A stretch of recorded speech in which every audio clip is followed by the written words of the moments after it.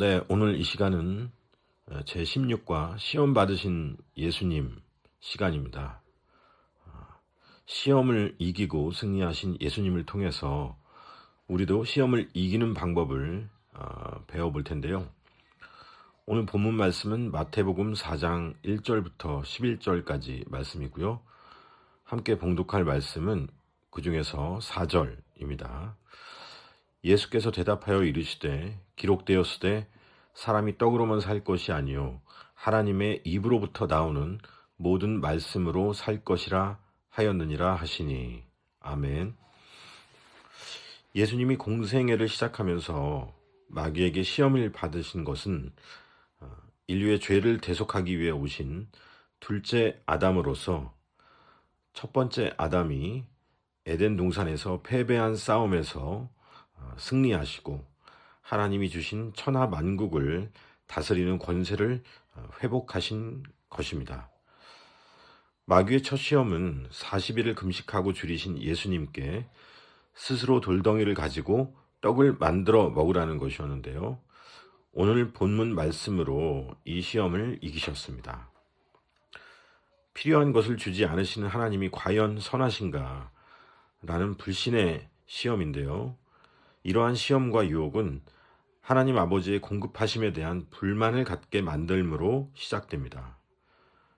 이스라엘 백성도 40년 광야 생활 동안 늘 먹고 사는 문제로 이러한 시험에 빠졌습니다. 사람은 먹고 사는 게 문제가 아니라 죽고 사는 것이 문제, 곧 구원과 영생, 그리스도의 신부인 교회가 되어 하나님의 나라를 유업으로 받는 데 있습니다. 오직 그의 나라와 의를 구하라는 굳은 믿음과 올바른 성경적 세계관에 입각한 삶의 목적을 분명히 해야겠습니다. 그래서 언약의 백성은 날마다 하나님의 말씀을 먹어야 합니다.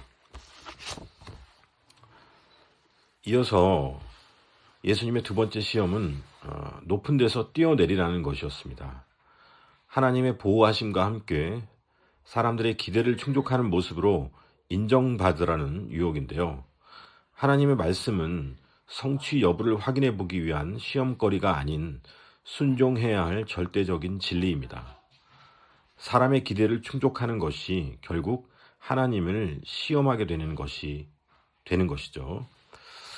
예수님은 사람의 기대를 충족하기 위해 이 땅에 오신 것이 아니라 하나님께서 보내신 메시아로서 사명을 감당하기 위해 오셨습니다. 환상이나 초자연적인 이적으로만 하나님의 존재와 말씀의 진실성이 입증된다고 주장하는 신비주의에 빠지지 않아야겠습니다.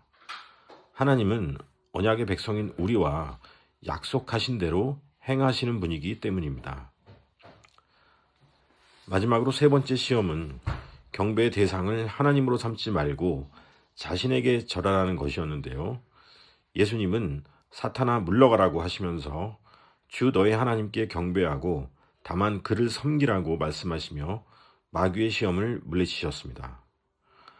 첫 아담은 선악과 시험으로 스스로 하나님처럼 되려다가 하나님이 주신 천하 만국을 다스리는 권세를 마귀에게 빼앗겼으나 예수님은 스스로 자기를 비우시고 종처럼 낮아져 십자가의 죽으심으로 세상을 통치하시는 권세를 회복하시고 모든 이름 위에 뛰어난 이름을 얻으셨습니다.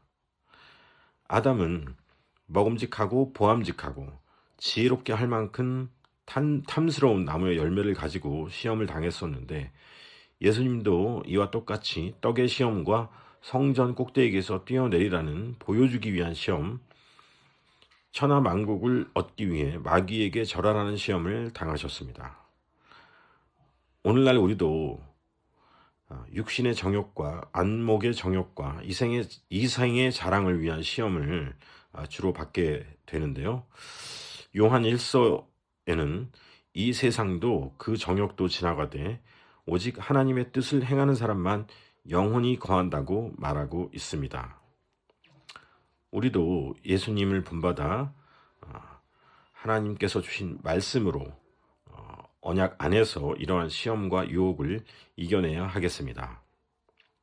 함께 생각해 볼 주제는 이렇습니다. 오늘날 우리가 겪는 시험을 극복할 수 있는 방법은 무엇일까요? 함께 묵상해 보면 좋겠습니다. 고맙습니다.